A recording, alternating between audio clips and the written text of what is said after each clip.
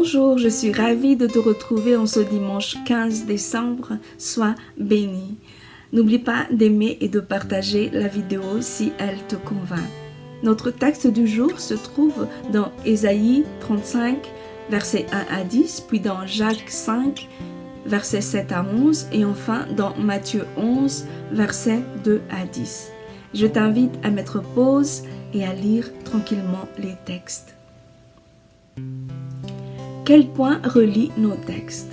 Notre texte de Matthieu reprend un verset qui est dans notre texte d'Ésaïe, en disant que les aveugles voient, les sourds entendent, les boiteux marchent. Jésus, quand il dit cela, dans Matthieu, il dit que ça, ce sont les fruits de son œuvre. Notre texte de Jacques aussi parle de fruits. Il montre comment naît un fruit. Un fruit naît avec la patience du cultivateur. Voyez le cultivateur, il attend le fruit précieux de la terre sans s'impatienter.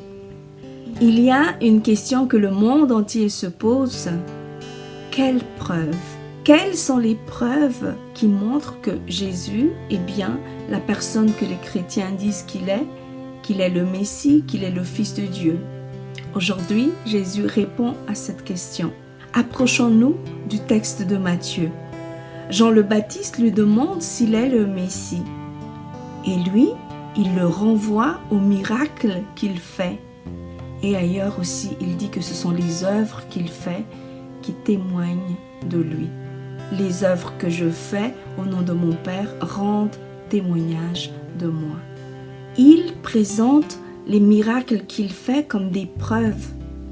Et notons en passant que c'est ce qui le différencie de Jean le Baptiste. La Bible dit que Jean n'avait fait aucun miracle. Ça nous rappelle une idée qui est clairement montrée dans la Bible, que la preuve de la présence de l'Esprit Saint en action est le fruit. La Bible dit que c'est par son fruit que vous reconnaîtrez l'Esprit. L'Esprit qui travaille produit forcément un fruit. Jésus a travaillé et le fruit se traduit par un changement dans la vie des gens. Les aveugles voient, les sourds entendent, les muets parlent, etc., etc. Oui, les aveugles voient au sens propre comme au sens figuré. Ils ne voient pas seulement, mais leur esprit voit désormais Dieu en Jésus. Quand l'esprit travaille, il y a forcément un changement, un mouvement. Ça nous fait poser des questions. Il est plus que temps d'être réceptif et d'accepter d'être mis en mouvement par l'esprit. Mais il nous faut faire attention parce que c'est là qu'on va se tromper si nous ne faisons pas attention. On risque d'aller, de faire avant l'esprit au lieu de nous laisser guider. Jésus présente les miracles qu'il a fait comme des fruits, mais il y a quelque chose qui ne se correspond pas bien entre fruits et miracle. Car le miracle se fait en un instant, alors que le fruit prend du temps pour se former. Et ce n'est pas seulement une question de temps, mais c'est une question de beaucoup d'autres choses. Avec le miracle, on ne voit pas le travail, mais un fruit porte avec lui l'image du cultivateur. S'il y a un fruit, c'est que quelqu'un a planté, puis il n'est pas resté sans rien faire après avoir planté, mais il a arrosé, il a peut-être émondé, et même avant de planter, il a d'abord travaillé la terre, etc., etc. Alors Jésus fait des miracles, mais ces miracles à lui portent l'empreinte du cultivateur, et c'est en cela que c'est un fruit. En effet, ce n'est pas tout miracle qui est le fruit de l'esprit, mais c'est le miracle qui porte l'empreinte de Dieu. Et l'empreinte de Dieu, c'est l'épreuve. C'est Jésus crucifié qui devient miracle dans notre vie.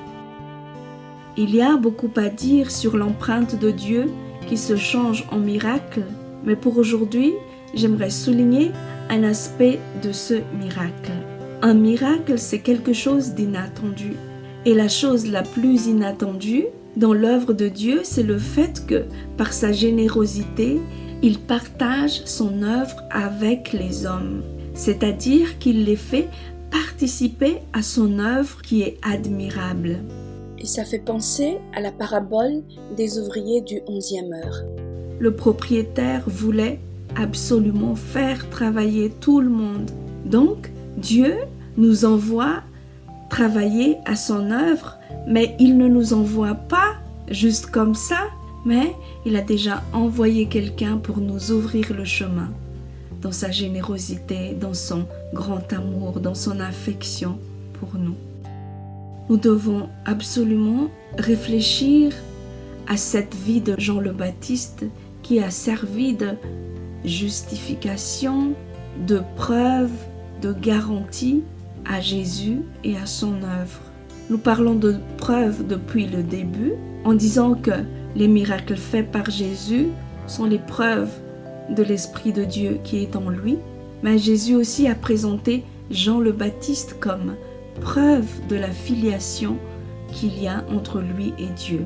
Nous pouvons le lire dans Matthieu 21. Le fait est que Dieu n'a pas seulement envoyé Jésus, mais il a aussi envoyé Jean le Baptiste pour lui ouvrir le chemin. Souvenez-vous, il veut faire travailler tout le monde. De la même manière qu'il a envoyé Jean le Baptiste, il nous envoie aussi pour pointer notre doigt sur Jésus, juste comme l'a fait Jean le Baptiste. Et juste comme ce qu'il a fait avec Jean et avec Jésus, la cause de tout cela, c'est sa générosité. Il partage son œuvre. Le royaume de Dieu est un royaume de partage d'œuvres dans la générosité. Nous étions perdus à cause du péché, mais Dieu, dans sa miséricorde, a dit à Jésus, « Va récupérer tes frères et sœurs. » En faisant cela, il partage son œuvre. Il le fait continuer et en même temps, il l'attache à nous. Nous sommes tous ses enfants et c'est Jésus l'aîné. Mais Jésus fait la même chose avec nous. Il nous envoie tout en nous attachant à nos frères et sœurs et misant sur notre générosité en précisant que l'œuvre de Dieu ne peut se faire qu'à plusieurs, pas tout seul, parce que Dieu lui-même a partagé son œuvre. Voici ce que Jésus nous dit. Souvenez-vous, au début nous avons parlé de fruits, de semences et de cultivateurs. Voici ce que Jésus nous dit. Je vous ai envoyé moissonner ce que vous n'avez pas travaillé. D'autres ont travaillé et vous êtes entrés dans leur travail. Voilà, Jésus nous attache ensemble dans le champ de son œuvre. Il ne faut pas qu'on soit tenté de se détacher des autres parce que en faisant cela, nous risquons de nous détacher aussi de lui. Car Dieu son Père l'a attaché ensemble avec nous. Dieu aurait pu et peut toujours et pourra toujours nous exclure de son œuvre, mais il ne l'a pas fait. Tant est grand son amour et sa miséricorde envers nous. Il nous faut absolument rester dans l'unité. Sois encouragé dans ton épreuve et sois béni. À bientôt. Au revoir.